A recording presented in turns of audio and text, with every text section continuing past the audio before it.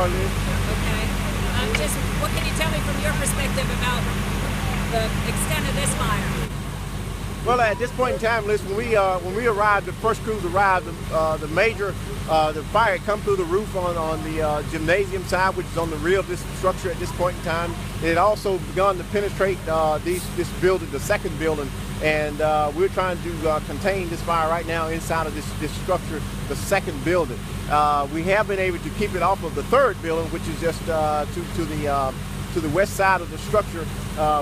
We've been able to keep it isolated from there, so we're into the main buildings where the fire was originally at. So we've been able to contain it there at this point in time, but there is still fire actively burning inside of this second structure at this point in time. I'm keeping them outside of this structure because I think there is a basement.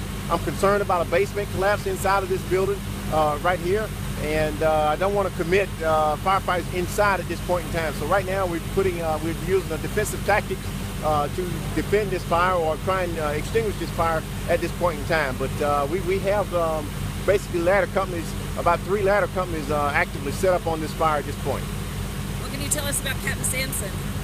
Well, unfortunately, we had Captain Sampson, unfortunately, had some injuries when he stepped in a hole out here when he was first coming up. He was the first initial command officer on the scene, and apparently stepped in a large hole or something that caused him to have a lower extremity injury. I'm not exactly sure the extent of it just yet. I have gotten some preliminary reports from the hospital, but I have not gotten definitive reports as to what his true injuries are at this point in time. I was maybe told that he is conscious and alert though. Now, the classic building that everybody thinks about with Miller is not connected, so is safe?